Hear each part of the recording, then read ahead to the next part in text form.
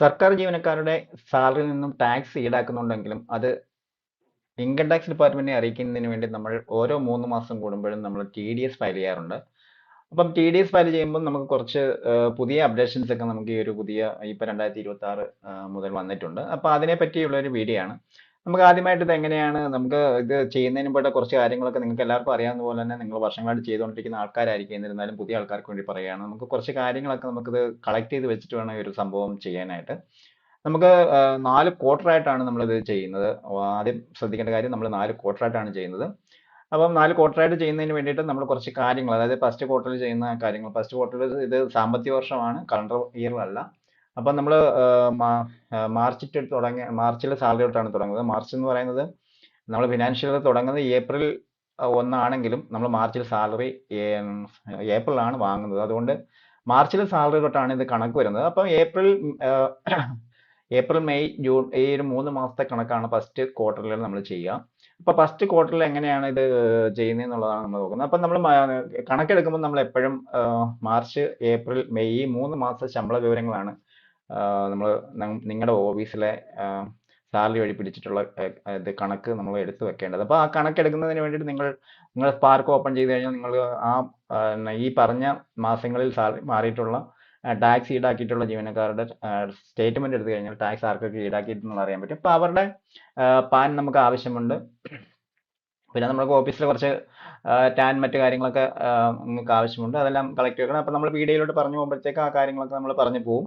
അപ്പം ഇതൊക്കെ ഒന്ന് കളക്ട് ചെയ്തിട്ട് വേണം നമ്മൾ ഇത് ചെയ്യുന്നതിന് വേണ്ടി.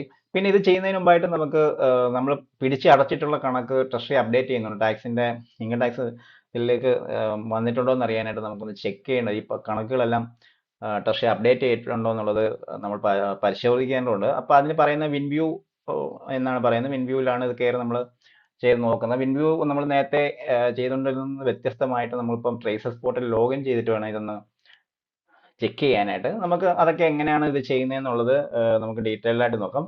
അപ്പൊ ആദ്യം നമുക്ക് സാലറി വിവരങ്ങൾ നമ്മൾ സാലറിയിൽ നിന്നും ഡിഡക്ട് ചെയ്ത തുക നമ്മൾ വിൻവ്യൂ എന്നുള്ളൊരു സൈറ്റ് ഇത് വഴി നമുക്ക് ചെക്ക് ചെയ്യുകയാണ് ചെയ്യുന്നത്. അപ്പോൾ അത് ചെക്ക് ചെയ്യാനായിട്ട് നമുക്ക് ട്രേസസിന്റെ പോർട്ടൽ ഒന്ന് ഓപ്പൺ ചെയ്യാം. ട്രേസസിന്റെ പോർട്ടലിൽ കയറി നമുക്ക് ഇത് എങ്ങനെയാണ് ചെയ്യുന്നത് ചെക്ക്.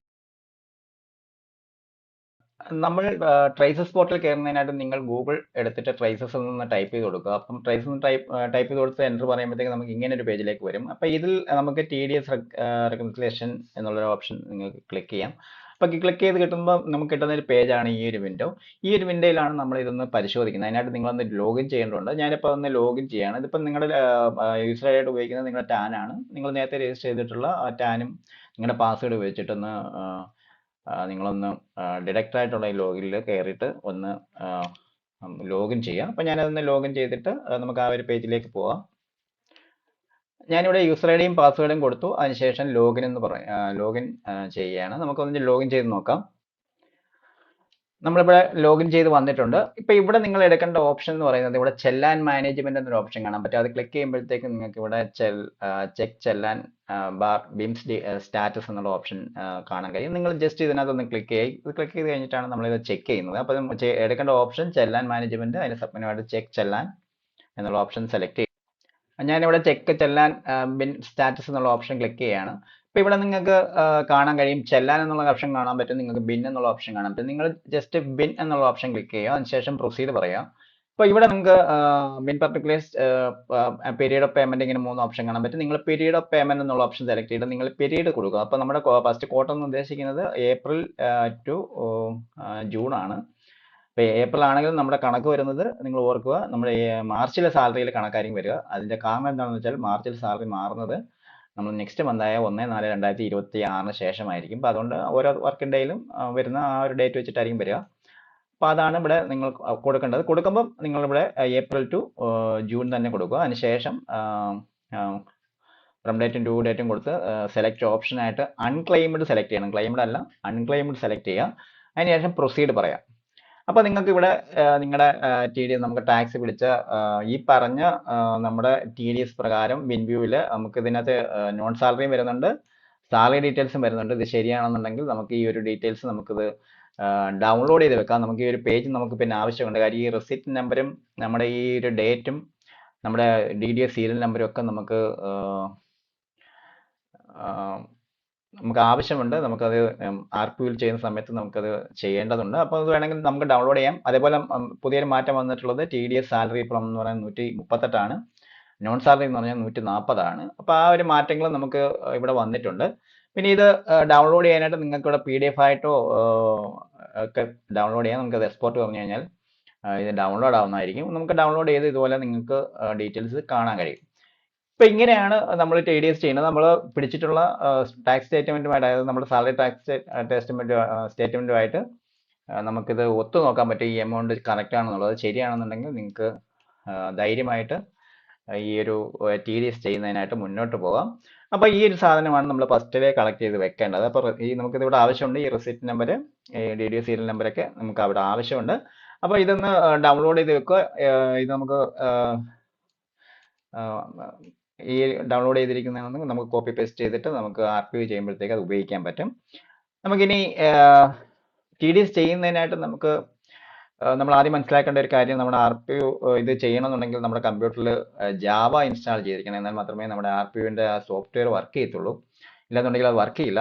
അപ്പം നിലവിൽ നിങ്ങളുടെ എല്ലാ കമ്പ്യൂട്ടറിലും ജാവ ഉണ്ടായിരിക്കും. ഇല്ലെന്നുണ്ടെങ്കിൽ നിങ്ങൾ ജാവ ഒന്ന് ഡൗൺലോഡ് ചെയ്ത് ഇൻസ്റ്റാൾ ചെയ്യുക. സാധാരണ സ്പാർക്ക് ചെയ്യുന്ന ഓഫീസുകളിലൊക്കെ ഈ ഒരു സംഭവം ഉണ്ട്. അപ്പോൾ അതുകൊണ്ട് പ്രത്യേകിച്ച് ഇൻസ്റ്റാൾ ചെയ്യേണ്ടി വരില്ല. ഇല്ല എന്നുണ്ടെങ്കിൽ ജാവ ഒന്ന് ഇൻസ്റ്റാൾ ചെയ്ത് വെക്കുക. നമുക്കിനി RPO എങ്ങനെ ഡൗൺലോഡ് ചെയ്യാമെന്ന് നോക്കാം. RPO ഡൗൺലോഡ് ചെയ്യാനായിട്ട് നിങ്ങൾ ഗൂഗിളിൽ പോയിട്ട് വീണ്ടും നിങ്ങൾ RPO ലേറ്റസ്റ്റ് എന്നുള്ള ഒരു ഇത് ടൈപ്പ് ചെയ്ത് കൊടുത്തു കഴിഞ്ഞാൽ നിങ്ങൾക്ക് ഇങ്ങനൊരു വിൻഡോ വരും. ഈ ഒരു വിൻഡോയിൽ കയറിയിട്ട് നിങ്ങൾക്ക് ഇതൊന്ന് ഈ ഒരു RPO ലേറ്റസ്റ്റ് എന്ന് അടിച്ചു കൊടുക്കുമ്പോൾ തന്നെ നിങ്ങൾക്ക് ഈ ഒരു സൈറ്റ് കാണാൻ കഴിയും. ഇവിടെ താഴോട്ട് വരുമ്പോഴത്തേക്ക് നിങ്ങൾക്ക് ഇവിടെ RPO വെർഷൻ 2026-27 എന്നുള്ളത് കാണാൻ പറ്റും. ഇതൊന്ന് ജസ്റ്റ് ഒന്ന് ഡൗൺലോഡ് ചെയ്യുക. ഇതിപ്പോൾ ഡൗൺലോഡ് ചെയ്യും. ഇത് ഡൗൺലോഡ് ആവുന്നത് നമുക്ക് വിന്നാർ ഫയലിലാണ്. അപ്പോൾ ഒന്ന് എക്സ്ട്രാക്ട് ചെയ്യണം. നമുക്ക് അത് എങ്ങനെയാണ് എക്സ്ട്രാക്ട് ചെയ്യുന്നതെന്നും കൂടെ നോക്കാം.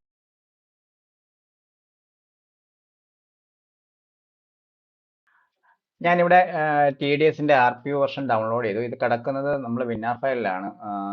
ഈ ഒരു WinRR ഈ ഒരു സോഫ്റ്റ്വെയർ ഇല്ലാന്നുണ്ടെങ്കിൽ നിങ്ങൾ ഗൂഗിളിൽ കയറി WinRR സെർച്ച് ചെയ്താൽ നിങ്ങൾക്ക് അത് ഡൗൺലോഡ് ചെയ്ത് ഇൻസ്റ്റാൾ ചെയ്യാൻ പറ്റും. മിക്ക കമ്പ്യൂട്ടറിലും അത് ഉണ്ടാവും. ഇപ്പോൾ നിങ്ങൾ ചെയ്യേണ്ടത് റൈറ്റ് ക്ലിക്ക് പറയാം. റൈറ്റ് ക്ലിക്ക് പറഞ്ഞിട്ട് നിങ്ങൾ എക്സ്ട്രാക്ട് ഹിയർ എന്നുള്ള ഓപ്ഷൻ സെലക്ട് ചെയ്യുക. അപ്പോൾ നമുക്ക് കുറേ ഫയലുകൾ നമുക്ക് എക്സ്ട്രാക്ട് ചെയ്ത് കിട്ടും. അപ്പോൾ ഇങ്ങനെയാണ് എക്സ്ട്രാക്ട് ചെയ്ത് കിട്ടുക. അപ്പോൾ ഈ ഒരു എക്സ്ട്രാക്ട് ചെയ്ത് കിട്ടുന്ന ഫയലിൽ നമുക്ക് ഏറ്റവും അടിയിലായിട്ട് ഒരു ജാർ ഫയൽ ഉണ്ടാവും. Jar file, executive jar file എന്ന് പറഞ്ഞ് കിടപ്പുണ്ട്. RPO ഇതാണ് നമ്മുടെ ലേറ്റസ്റ്റ് വെർഷൻ. ഇപ്പോൾ ഇത് ഓരോ തവണയും നമ്മൾ 4 ക്വാർട്ടറായിട്ടാണ് ചെയ്യുന്നത്. അപ്പോൾ 4 ക്വാർട്ടറായിട്ട് ചെയ്യുമ്പോൾ 4 ക്വാർട്ടറിൽ നമ്മൾ പുതിയ വെർഷൻസ് ആണ്, നേരത്തെ ചെയ്തിട്ടുള്ള വെർഷനിൽ നിങ്ങൾ ചെയ്യാൻ നിൽക്കരുത്. അപ്പോൾ ഓരോ വട്ടവും RPO ലേറ്റസ്റ്റ് എന്നുള്ളത് ഗൂഗിളിൽ കയറി സെർച്ച് ചെയ്ത് ഡൗൺലോഡ് ചെയ്ത് ഇൻസ്റ്റാൾ ചെയ്ത് വേണം. ഇതേ രീതിയിൽ തന്നെ വേണം ചെയ്യാനായിട്ട്. ഞാനിത് ജസ്റ്റ് ഒന്ന് ഓപ്പൺ ചെയ്ത് ക്ലിക്ക് ചെയ്ത് ഓപ്പൺ ചെയ്യുകയാണ്.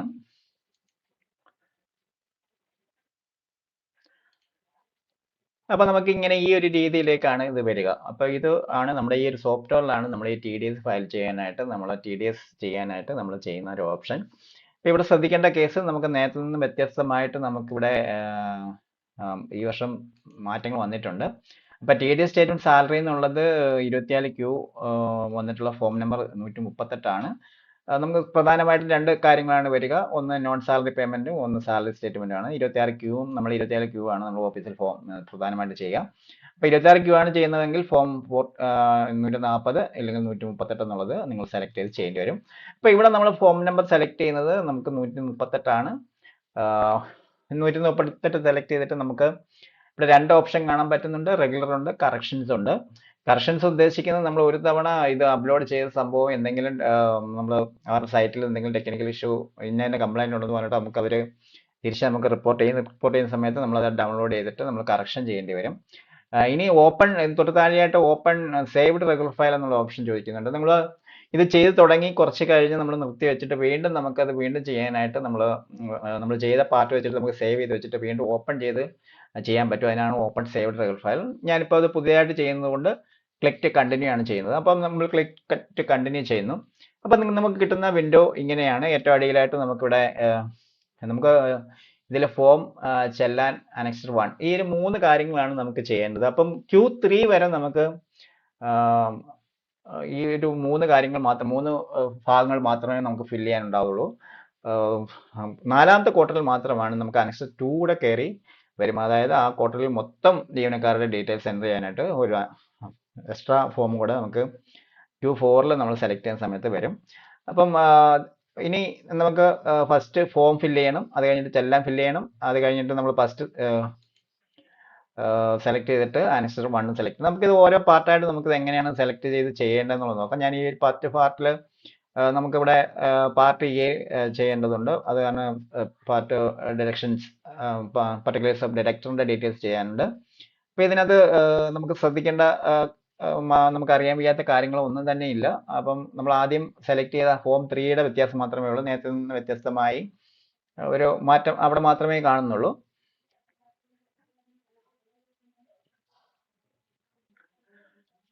ഞാനിവിടെ പാർട്ട് എയിൽ ഡിഡക്ഷൻ ടാൻ കൊടുത്തു. ഇവിടെ നമ്മൾ ആദ്യം ടാക്സ് ഇയർ ആണ് സെലക്ട് ചെയ്യേണ്ടത്. ടാക്സ് ഇയർ സെലക്ട് ചെയ്യുന്നു. അതിനുശേഷം ടാക്സ് ഇയർ സെലക്ട് ചെയ്യുമ്പോഴാണ് നമുക്ക് ഇവിടെ Q1 എന്നുള്ളത് സെലക്ട് ചെയ്ത് വരിക. അപ്പോൾ ആദ്യം ടാക്സ് ഇയർ സെലക്ട് ചെയ്യണം. അതിനുശേഷം നിങ്ങളുടെ പെർമനന്റ് അക്കൗണ്ട് നമ്പർ, അപ്പോൾ ആ ഓഫീസിന് പെർമനന്റ് അക്കൗണ്ട് നമ്പർ ഉണ്ടെന്നുണ്ടെങ്കിൽ, പാൻ ഉണ്ടെങ്കിൽ നിങ്ങൾക്ക് ആ നമ്പർ ടൈപ്പ് ചെയ്യുക, ഇല്ലെന്നുണ്ടെങ്കിൽ പാൻ നോട്ട് റിക്വയർഡ് എന്നുള്ള ഈ രീതിയിൽ തന്നെ നിങ്ങൾ ടൈപ്പ് ചെയ്ത് കൊടുക്കുക. അതിനുശേഷം ടൈപ്പ് ഓഫ് ഡിഡക്ടർ എന്നുള്ളത് സ്റ്റേറ്റ് ഗവൺമെന്റ് എന്നുള്ളതും ടൈപ്പ് ചെയ്യുക, സെലക്ട് ചെയ്ത് കൊടുക്കുക.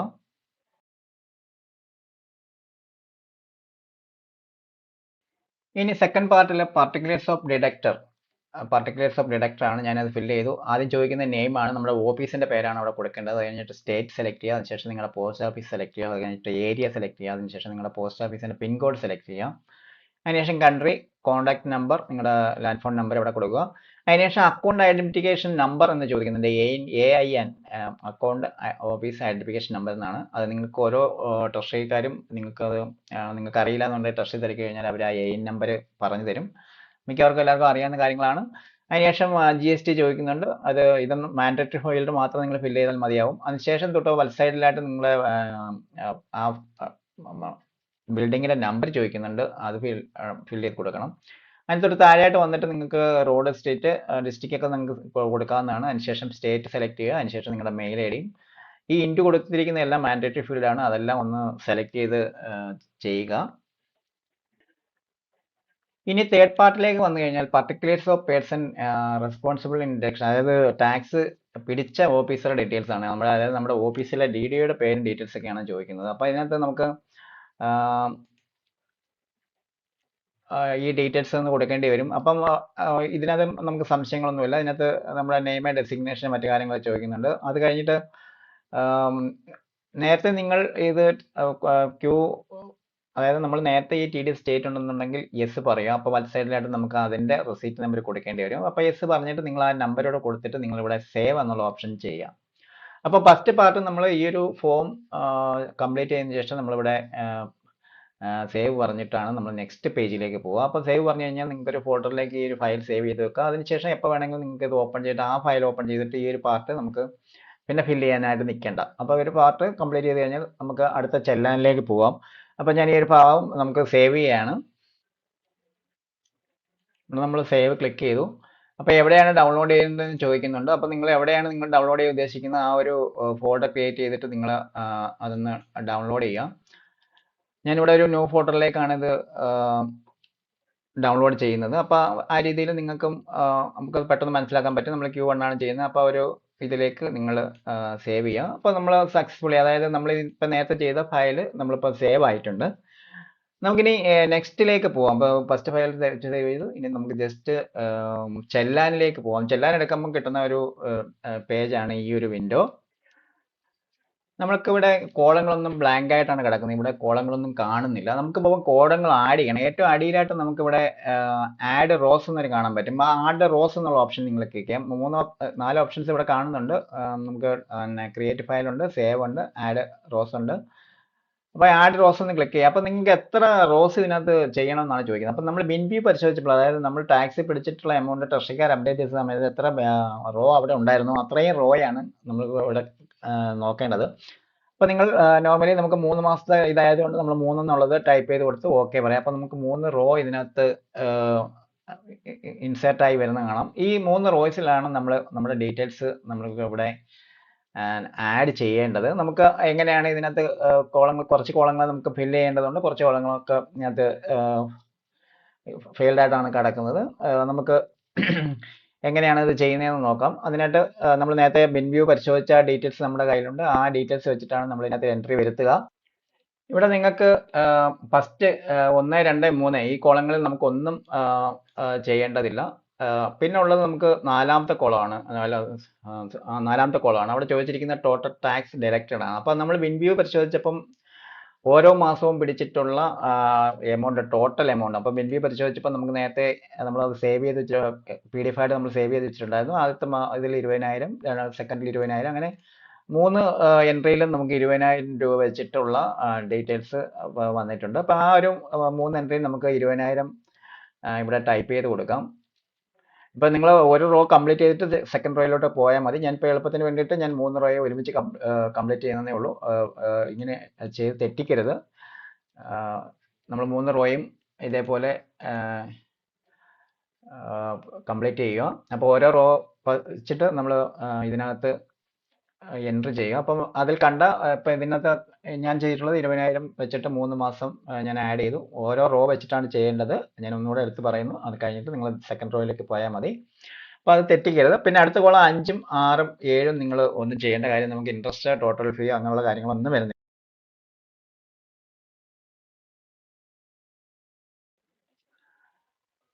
അഞ്ചും 6ഉം 7ഉം കാര്യങ്ങളും കാര്യങ്ങളും നമുക്ക് വരുന്നില്ല. അതുകൊണ്ട് ആ കാര്യങ്ങളൊന്നും നിങ്ങൾ ഫില്ല് ചെയ്യാൻ നിൽക്കേണ്ട. ഇനി നമുക്ക് വരുന്നത് പിന്നെ 8, 9, 10, 11 കോളങ്ങളൊക്കെ പെയ്ഡായിട്ട് കിടക്കുന്ന കോളങ്ങളാണ്. അവിടെയും നമുക്കൊന്നും ചെയ്യാൻ പറ്റില്ല. പിന്നെ ചെയ്യേണ്ടത് 12ാമത്തെ കോളമാണ്. 12ാമത്തെ കോളത്തിൽ ചോദിക്കുന്നത് BSR code bar receipt number ആണ്. അപ്പോൾ അത് നമുക്ക് നേരത്തെ നമ്മൾ ഡൗൺലോഡ് ചെയ്ത് വെച്ചിരിക്കുന്ന ആ ഒരു പേപ്പർ എടുക്കുമ്പോൾ തന്നെ നമുക്ക് BSR നമ്പർ ഇവിടുത്തെ കാണാൻ പറ്റും. അപ്പോൾ അത് നമ്മുടെ റെസീപ്റ്റ് നമ്പറായിട്ടാണ് നമ്മളിവിടെ വന്നിരിക്കുന്നത്. ആ റെസീപ്റ്റ് നമ്പറാണ് നമ്മളിവിടെ പേസ്റ്റ് ചെയ്ത് കൊടുക്കേണ്ടത്. അപ്പം ഇവിടെ ചോദിക്കുന്നുണ്ട് BSR കോഡ് ബാർ റെസീപ്റ്റ് നമ്പറാണ്. നമ്മളത് 1 by 1 ആയിട്ട് നിങ്ങൾ തെറ്റിക്കരുത്. അതിൽ കൊടുത്തിട്ടുള്ളത് കറക്റ്റായിട്ട് തന്നെ ഇവിടെ ടൈപ്പ് ചെയ്ത് കൊടുക്കേണ്ടതുണ്ട്.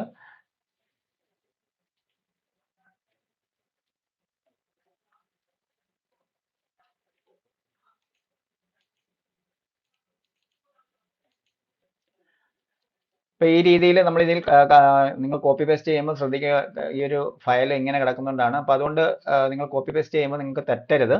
അപ്പൊ ഞാൻ ആ ഒരു കാര്യം ഒന്ന് ഫില്ല് ചെയ്യാം. ഇനി അടുത്തതായിട്ട് നമുക്ക് 13 ഫില്ല് ചെയ്യേണ്ടതില്ല. പിന്നെ 14ലേക്കാണ് വരുന്നത്. 14ലേക്ക് വരുമ്പോഴത്തേക്ക് നമുക്ക് ഇവിടെ ഡേറ്റ് ആണ് ചോദിക്കുന്നത്. അപ്പൊ നമ്മൾ നേരത്തെ ബിൻവ്യൂവിൽ കണ്ടിട്ടുള്ള അതേ ഡേറ്റ് തന്നെയാണ്. ഇപ്പൊ ഇതിനകത്ത് ആദ്യത്തെ മാസത്തെ 30/4/2026, അടുത്തത് 31/5/2026, അടുത്തത് 30/6/2026. അപ്പൊ ആ ഓരോ മാസത്തിന്റെ എൻഡ് ഡേറ്റ് ആണ് വരുന്നത്. അപ്പൊ അത് ഒന്ന് ഇവിടെ ടൈപ്പ് ചെയ്ത് കൊടുക്കുക. അപ്പോൾ ആദ്യത്തെ ഇപ്പോൾ 4 മാസം വരുമ്പോഴത്തേക്ക് 30/4 വരും. അപ്പോൾ ആ രീതിയിൽ നിങ്ങൾ അവിടെ ടൈപ്പ് ചെയ്ത് കൊടുക്കുക. അതിന് അടുത്തത് വരുന്നത് 31/5 ആയിരിക്കും വരിക. അപ്പോൾ ഓരോ മാസത്തിൻ്റെയും എൻഡിൽ വെച്ചിട്ടാണ് വരിക. നിങ്ങൾ ശ്രദ്ധിക്കുക, ഇത് ഓരോ റോ വെച്ചിട്ട് തന്നെ ഫില്ല് ചെയ്ത് പോകാൻ നോക്കുക. ഞാനിപ്പോൾ എളുപ്പത്തിന് വേണ്ടി ഇത് ചെയ്യുന്നതേ ഉള്ളൂ. പിന്നെ ചോദിക്കുന്നത് നമുക്ക് 15 ഫില്ല് ചെയ്യേണ്ടതില്ല. പിന്നെ ഉള്ളത് 16 ആണ്. അപ്പൊ 16 ചോദിക്കുന്നത് ചെല്ലാൻ ബാർ വീഡിയോ സീരിയൽ നമ്പർ ആണ്. ഇതും നമുക്ക് ഇവിടെ ഈ ഒരു ഫയലിൽ കാണാൻ കഴിയും. നമുക്കിവിടെ സീരിയൽ നമ്പർ എന്ന് പറഞ്ഞ് കിടപ്പുണ്ട് 539. അങ്ങനെ നിങ്ങൾ ഡൗൺലോഡ് ചെയ്ത് വെച്ചിരിക്കുന്ന അതേ സാധനം തന്നെ ഇവിടെ നിങ്ങൾക്ക് കോപ്പി പേസ്റ്റ് ചെയ്ത് കൊടുക്കാവുന്നതാണ്.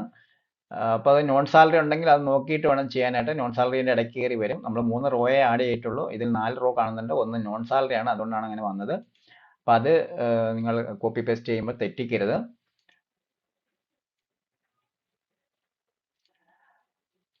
അപ്പോൾ അത് 3 ഞാൻ അവിടെ ഫില്ല് ചെയ്യും. ഇവിടെ നമ്മൾ ഇത് സെലക്ട് ചെയ്തപ്പോൾ തന്നെ നമുക്കിവിടെ 17ാമത്തെ കോളം ബി എന്ന് തന്നെ സെലക്ട് ചെയ്ത് വന്നിരിക്കുന്നുണ്ട്. അപ്പോൾ അത് ഇവിടെ നമുക്ക് സെലക്ട് ചെയ്യാൻ പറ്റും. ഇവിടെ ബി എന്നും കാണുന്നുണ്ട്, സി എന്നും കാണുന്നുണ്ട്. നിങ്ങൾ ബി തന്നെ സെലക്ട് ചെയ്ത് കൊടുക്കുക. അത് ബുക്ക് അഡ്ജസ്റ്റ്മെന്റ് ആണ്. മറ്റേത് ബാങ്കിന്റെ ആണ് സി വരിക. അത് കഴിഞ്ഞിട്ട് നമുക്ക് 12ാമത്തെ കോളം നമ്മളൊന്നും ചെയ്യേണ്ടതില്ല. അതുപോലെ 19ാമത്തെ കോളവും നിങ്ങൾ പേരായിട്ട് തന്നെ കിടക്കണം. അപ്പോൾ ഈ ഒരു ചെല്ലാൻ ഭാഗം നമുക്ക് വളരെ പെട്ടെന്ന് തന്നെ നമുക്ക് ആ ഒരു ബിൻവ്യൂ ഡീറ്റെയിൽസ് വെച്ചിട്ട് ഇത് കംപ്ലീറ്റ് ചെയ്യാം. അതിനുശേഷം നിങ്ങൾ വീണ്ടും സേവ് എന്നുള്ള ഓപ്ഷൻ സെലക്ട് ചെയ്ത് നമ്മൾ നേരത്തെ പറഞ്ഞിട്ടുള്ള ആ ഒരു ഇതിലേക്ക് സേവ് പറഞ്ഞാൽ നേരത്തെ ചെയ്ത ആ ഫയൽ തന്നെ സേവ് ആയി വരുന്നതായിരിക്കും. അതിനുശേഷം നമുക്ക് നെക്സ്റ്റ്, അതായത് ഫോം ചെയ്തു, ചെല്ലാൻ ചെയ്തു. ഇനി ആനക്സർ 1ലേക്ക് പോവുകയാണ്. ഈ ഒരു പേജും കംപ്ലീറ്റ് ചെയ്ത് കഴിഞ്ഞാൽ നമുക്ക് ആനക്സർ 1ലേക്കാണ് പോകുന്നത്. ഇവിടെ നമുക്ക് കോളങ്ങൾ ബ്ലാങ്ക് ആണ്. നമുക്ക് ഇവിടെയും ഫയൽ ഇവിടെ ഇൻസേർട്ട് റോ പറയേണ്ടതുണ്ട്. എന്നാൽ മാത്രമേ നമുക്ക് ഈ ഒരു കോളം ഫില്ല് ചെയ്യാൻ പറ്റത്തുള്ളൂ. ഇവിടെ ഞാൻ ഇൻസേർട്ട് റോ പറയുകയാണ്. ഇവിടെ നിങ്ങൾ ശ്രദ്ധിക്കേണ്ടത് നമ്മൾ 3 റോയാണ് ഫസ്റ്റ് ചെല്ലാനിൽ ആഡ് ചെയ്തത്. അതിനുശേഷം നമുക്ക് ഈ ഓരോ ചെല്ലാനിലും നമുക്ക് എത്ര പേർക്ക് ടാക്സ് പിടിച്ചിട്ടുണ്ട് അത്രയും പേരുടെ എണ്ണമാണ് ഇവിടെ നമ്മൾ കൊടുക്കുന്നത്. അപ്പം നമ്മൾ എത്ര പേരുടെ ഡീറ്റെയിൽസ് ആണ് ഫസ്റ്റ് കോളത്തിൽ നമ്മൾ ഫസ്റ്റ് ചെല്ലാൻ ഇതിൽ നമ്മൾ പിന്നെ 3 എൻട്രിയാണ് ചെയ്തത്. ആ 3 എൻട്രിയാണ് 1 2 3 എന്ന് പറഞ്ഞ് ഇവിടെ കിടക്കുന്നത്. അവിടെ 4 എൻട്രി ഉണ്ടെങ്കിൽ ഇവിടെ 4 വന്നേനെ. ഇവിടെ ശ്രദ്ധിക്കേണ്ടത് ഇപ്പോൾ 1-ാം മാസത്തിൽ 2 പേർക്ക് ചെല്ലാൻ പിടിച്ചിട്ടുണ്ടെങ്കിൽ 2 കൊടുക്കുക. അതല്ല ഒരാൾക്കേ പിടിച്ചിട്ടുണ്ടെങ്കിൽ 1 കൊടുക്കുക. ഇനി 2-ൽ 4 പേർക്ക് പിടിച്ചിട്ടുണ്ടെങ്കിൽ 4 കൊടുക്കുക. ഇല്ലെന്നുണ്ടെങ്കിൽ നിങ്ങൾ എത്രയാണ് കറക്റ്റ് പിടിച്ചതെന്നുള്ളത് കൊടുക്കുക. അടുത്തതിലും അതേപോലെ കൊടുക്കുക. ഞാനിപ്പം ഞങ്ങളുടെ ഈ ഓഫീസിൽ ഒരാൾക്ക് മാത്രമേ ടാക്സ് പിടിച്ചിട്ടുള്ളൂ. അതുകൊണ്ട് ഞാൻ 1 കൊടുത്തിട്ടുള്ളൂ. അപ്പോൾ ഇവിടെ ശ്രദ്ധിക്കേണ്ടത് നമ്മൾ ഓരോ മാസവും എത്ര പേർക്ക് ടാക്സ് പിടിച്ചിട്ടുണ്ടോ അത്രയും പേരുടെ ഡീറ്റെയിൽസ് ആണ് ഇവിടെ കൊടുക്കേണ്ടത്. അപ്പം അത് കഴിഞ്ഞിട്ട് ഓക്കെ പറയാം. അപ്പോൾ നമുക്ക് ഇങ്ങനെ ഈ രീതിയിൽ നമ്മൾ ഓരോ എൻട്രി ചെയ്തേക്കുന്നതുകൊണ്ട് നമുക്ക് ഓരോ എൻട്രിയെ വന്നിട്ടുള്ളൂ. ഇല്ലെന്നുണ്ടെങ്കിൽ നമുക്ക് ഓരോ മാസവും ഇപ്പോൾ 10 എൻട്രി വന്നിട്ടുണ്ടെങ്കിൽ 10 പേരുടെ ടാക്സ് പിടിച്ചിട്ടുണ്ടെങ്കിൽ 10 പേരുടെ കോളം കൊടുക്കേണ്ടി വരും. അപ്പോൾ ഈ രീതിയിൽ നിങ്ങൾ ഇൻസേർട്ട് കോളം ആഡ് ചെയ്യുക. അപ്പോൾ ഇൻസേർട്ട് കോളം ആഡ് ചെയ്യുന്നതിന് നിങ്ങൾക്ക് സംശയമില്ല എന്ന് കരുതുന്നു.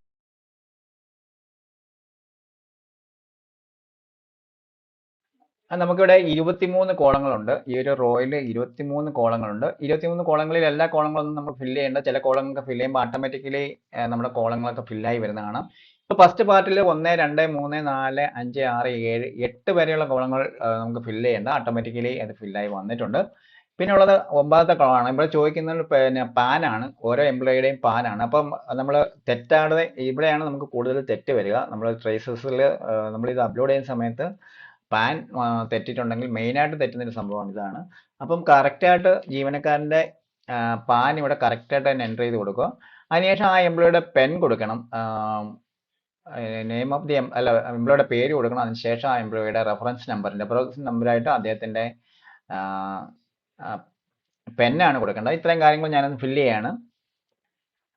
ഇവിടെ നിങ്ങൾക്ക് ഞാനിവിടെ പാൻ ടൈപ്പ് ചെയ്തു, പേരടിച്ചു, അദ്ദേഹത്തിന്റെ പെൻ അടിച്ചു. അതിനുശേഷം ഇവിടെ നമ്മൾ സെക്ഷൻ ആണ് ചോദിക്കുന്നത്. നമ്മൾ നേരത്തെ 92A ആയിരുന്നു നമുക്ക് സെലക്ട് ചെയ്യാൻ പഴയ വെർഷനിൽ നമ്മൾ ചെയ്തുകൊണ്ടിരുന്നത്. ഇപ്പൊ അതിന് വ്യത്യാസമായിട്ട് നമ്മൾ 92Aക്ക് പകരം നമ്മൾ 1001 എന്നുള്ളത് സെലക്ട് ചെയ്ത് കൊടുക്കണം.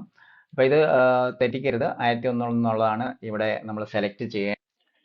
അതിനുശേഷം ഡേറ്റ് ഓഫ് പേയ്മെന്റ് ക്രെഡിറ്റ് ചോദിക്കുന്നുണ്ട്. അത് നമ്മൾ നേരത്തെ വിൻവ്യൂവിൽ കണ്ട അതേ ഡേറ്റ് തന്നെയാണ് അവിടെ കൊടുക്കേണ്ടത്. അപ്പോൾ അത് വിൻവ്യൂവിൽ നമ്മൾ നേരത്തെ കണ്ട ഡേറ്റ് കഴിഞ്ഞ പ്രാവശ്യം നമ്മൾ കഴിഞ്ഞ മുൻ പേജിൽ നമ്മൾ എൻ്റർ ചെയ്തിട്ടുണ്ടായിരുന്നു. അതേ പേജ് തന്നെ അതേ ഡേറ്റ് തന്നെ നിങ്ങൾ ഇവിടെ എൻ്റർ ചെയ്ത് കൊടുത്താൽ മതിയാകും. ഇനി നമുക്ക് 14ാമത്തെ കോളമാണ്. 14ാമത്തെ കോളത്തിലും ഡേറ്റ് ഓഫ് ഡിഡക്ഷൻസ് എന്നാണ് ചോദിച്ചിരിക്കുന്നത്. അത് ഇതും സെയിം ഡേറ്റ് തന്നെ കൊടുക്കുക. അതായത് നമ്മൾ എന്നാണോ നമ്മുടെ ഈ സാലറി ഡിഡക്ഷൻ നടത്തിയ ആ മാസത്തിന്റെ എൻഡ് തീയതിയാണ് കൊടുക്കേണ്ടത്. അപ്പോൾ ആ ക്യാഷ് മാറിയ തീയതി അല്ല. അപ്പോൾ ഇത് സെയിം ഡേറ്റ് തന്നെയാണ് അവിടെ നമ്മൾ 14ലും കൊടുക്കേണ്ടത്. അത് കഴിഞ്ഞിട്ട് 15ൽ നമ്മൾ കൊടുക്കേണ്ടത് അയാളുടെ ഗ്രോസ് സാലറിയാണ്. അയാളുടെ ടോട്ടൽ ഗ്രോസ് സാലറിയാണ് നമ്മൾ ടൈപ്പ് ചെയ്തേണ്ടത്. അതിനുശേഷം നമ്മൾ അദ്ദേഹത്തിന് എത്രയാണ് ടാക്സ് പിടിച്ചിരിക്കുന്നതാണ് കൊടുക്കേണ്ടത്. അപ്പോൾ നമുക്ക് ഈ 14, 15, 16 ഇത്രയും കോളങ്ങളൊന്ന് ഫില്ല് ചെയ്യാം. നമ്മൾ 15ാമത്തെ കോളം 15, 16 സെയിം 15ൽ ഗ്രോസ് സാലറി കൊടുക്കുന്നു. ടാക്സ് 16ൽ നമ്മൾ ഡിഡക്ട് ചെയ്ത എമൗണ്ട് എത്രയാണെന്ന് കൊടുക്കുന്നുണ്ട്.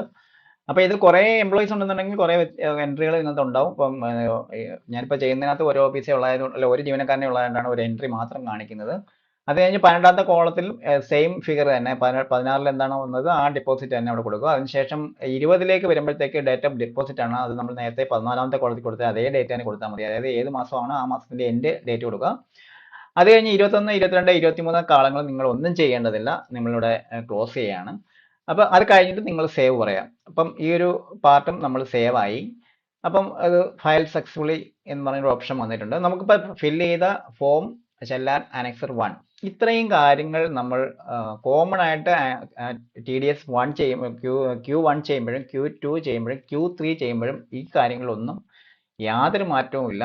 Q4ലേക്ക് വരുമ്പോഴാണ് നമ്മൾ ആ ഒരു നമുക്ക് ആ ഓഫീസിൽ പിടിച്ച ജീവനക്കാരുടെ മൊത്തം ഡീറ്റെയിൽസും ആ ഓഫീസിൽ നിന്ന് പോയ ജീവനക്കാരുടെ ഡീറ്റെയിൽസും ഒക്കെ നമ്മൾ ആഡ് ചെയ്യുന്നത്. അപ്പോൾ ഇത്രയും കാര്യങ്ങൾ ചെയ്യുന്നതിന് നിങ്ങൾക്ക് യാതൊരു കാര്യങ്ങളും പേടിക്കേണ്ട കാര്യങ്ങളില്ല. ഈ ഒരു രീതിയിൽ നിങ്ങൾക്കിത് ചെയ്യാൻ കഴിയും. അപ്പോൾ വളരെ സിമ്പിളായിട്ട് നമുക്ക് ഈ ഒരു Q1 കംപ്ലീറ്റ് ചെയ്യാൻ പറ്റി. അപ്പോൾ ഇനി നമ്മുടെ ജോലി തീർന്നില്ല. ഇനി നമുക്ക് ക്രിയേറ്റ് ഫയൽ എന്നുള്ളൊരു ഓപ്ഷൻ ഉണ്ട്.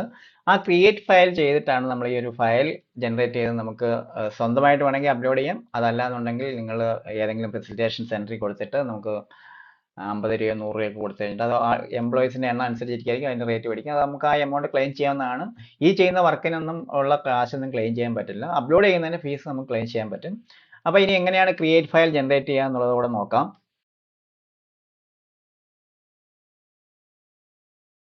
ഞാൻ 22, 23 ചെയ്യേണ്ടെന്നാണ്, 21 തൊട്ട് 23 വരെ ചെയ്യേണ്ടെന്നാണ് പറഞ്ഞത്. നമുക്ക് 23 ചെയ്ത് കൊടുക്കേണ്ടതുണ്ട്. അതിനകത്ത് നിങ്ങൾ പൈസ അടച്ചിട്ടുണ്ടോ എന്നൊരു ചോദ്യങ്ങളുണ്ട്. അത് നിങ്ങൾ യെസ് പറഞ്ഞ് സേവ് പറയുക. അതിനുശേഷം നിങ്ങൾ സേവ് ഒരിക്കൽ കൂടെ പറയുക. അപ്പോൾ ഇനി നമുക്ക് ക്രിയേറ്റ് ഫയൽ ചെയ്യാന്നുള്ളതാണ്. നമുക്കിത് വാലിഡേറ്റ് ചെയ്ത് ഇത് നമുക്ക് ഏതെങ്കിലും ഫെസിലിറ്റേഷൻ സെൻറ്ററിൽ കൊടുത്ത് ഇത് വാലിഡേറ്റ് ചെയ്യണം. അതിനായിട്ട് നിങ്ങൾ ചെയ്യേണ്ടത് ക്രിയേറ്റ് ഫയൽ എന്നുള്ള ഓപ്ഷൻ സെലക്ട് ചെയ്യാം. ക്രിയേറ്റ് ഫയൽ എന്ന ഓപ്ഷൻ സെലക്ട് ചെയ്യുമ്പോൾ നമുക്ക് ഇങ്ങനെ ഒരു വിൻഡോ ആയിരിക്കും വരിക. അതിനകത്ത് എറർ സെക്കൻഡ് ഇതിൽ നിങ്ങൾ ബ്രൗസ് എന്നുള്ള ഓപ്ഷൻ സെലക്ട് ചെയ്യാം. അപ്പോൾ ഓട്ടോമാറ്റിക്കലി നമ്മൾ നേരത്തെ സേവ് ചെയ്തിരിക്കുന്ന ഫയലുകളൊക്കെ നമുക്കിവിടെ കാണാൻ കഴിയും. ഇവിടെ ഫയൽ നെയിമും ഓട്ടോമാറ്റിക്കലി വന്നിട്ടുണ്ട്. നിങ്ങളിവിടെ ഒന്ന് സെലക്ട് ചെയ്ത് കൊടുക്കാനായിട്ട് നിൽക്കേണ്ട. ഇവിടെ ശ്രദ്ധിക്കേണ്ടത് നിങ്ങളിവിടെ ഒന്ന് സെലക്ട് ചെയ്ത് കൊടുക്കാൻ നിൽക്കേണ്ട. നിങ്ങൾ ഈ ഒരു സംഭവം ബ്രൗസ് എന്നുള്ള ഓപ്ഷൻ സെലക്ട് ചെയ്യുമ്പോൾ കിട്ടുന്ന ഏത് ഫയലാണോ അത് തന്നെ ഒന്ന് സേവ് പറയാം. അതിനുശേഷം നിങ്ങൾ വാലിഡേറ്റ് പറയാം. അപ്പോൾ വാലിഡേറ്റ് ചെയ്യുമ്പോഴത്തേക്കും നിങ്ങൾക്ക് എന്തെങ്കിലും എറേഴ്സ് ഉണ്ടെങ്കിൽ എറർ റിപ്പോർട്ട്സ് എന്ന് വരും. ഇല്ലെന്നുണ്ടെങ്കിൽ ഫയൽ വാലിഡേറ്റ് സക്സസ്ഫുള്ളി എന്നുള്ളൊരു ഓപ്ഷൻ നിങ്ങൾക്ക് വരും. ഇനി നമുക്ക് ഇനി അത് ഓക്കെ കൊടുക്കാം. അപ്പോൾ നമ്മുടെ കംപ്ലീറ്റ് നമ്മൾ ചെയ്ത ഇത് വാലിഡേറ്റ് ചെയ്ത് വന്നിട്ടുണ്ട്. ഇനി നമുക്ക് ആ ഒരു വാലിഡേറ്റ് ചെയ്ത സംഭവം നമുക്കിവിടെ ഓപ്പൺ ചെയ്ത് നോക്കാം. നമുക്ക് ഇങ്ങനെയായിരിക്കും കിട്ടുക. ഈ ഒരു സംഭവമാണ് നിങ്ങളിത് കോപ്പി ചെയ്ത് നിങ്ങൾ ഏതെങ്കിലും ഇതിൽ മെയിൽ വഴി അവിടെ ഫെസിലിറ്റേഷൻ സെൻറ്ററിൽ കൊടുത്ത് നമ്മളത് ചെയ്യേണ്ടത്. ഇതിനകത്ത് നമുക്കൊരു ഫോം കൂടെ കിട്ടുന്നുണ്ട്. ഈ ഒരു ഫോം ഓപ്പൺ ചെയ്ത് കഴിഞ്ഞാൽ നമുക്ക് ഇതിനകത്ത് ഓഫീസർ ഒപ്പിട്ട് അവിടെ കൊണ്ട് കൊടുക്കേണ്ടി വരും. ഇത് നിങ്ങൾക്ക് നിലവിൽ നിങ്ങൾക്ക് സ്വന്തമായി ചെയ്യാവുന്നതാണ്. ഞാൻ അതിനെപ്പറ്റി ഒരു വീഡിയോ നേരത്തെ ചെയ്തിട്ടുണ്ടായിരുന്നു. അപ്പം ഈ രീതിയിൽ നിങ്ങൾക്ക് ഈ ഒരു RPA വെർഷനിൽ നിങ്ങൾക്ക് Q1, Q2, Q3 വരെ ഫ്രീ ആയിട്ട് ചെയ്ത് പോകാൻ പറ്റും. പിന്നെ Q4ലാണ് കുറച്ച് സമയം കൂടെ നമ്മൾ സ്പെൻഡ് ചെയ്ത് ചെയ്യേണ്ടതുള്ളത്. അപ്പോൾ അതിൽ കുറേയധികം കാര്യങ്ങൾ അതിൽ വരുന്നുണ്ട്. അപ്പം ഈ ഇത്രയും കാര്യങ്ങളാണ് ഞാൻ ഈ ഒരു വീഡിയോയിലൊക്കെ പറയാൻ ഉദ്ദേശിക്കുന്നത്. അപ്പം നിങ്ങൾക്ക് എല്ലാവർക്കും ഇത് മനസ്സിലായി കാണുമെന്ന് കരുതുകയാണ്.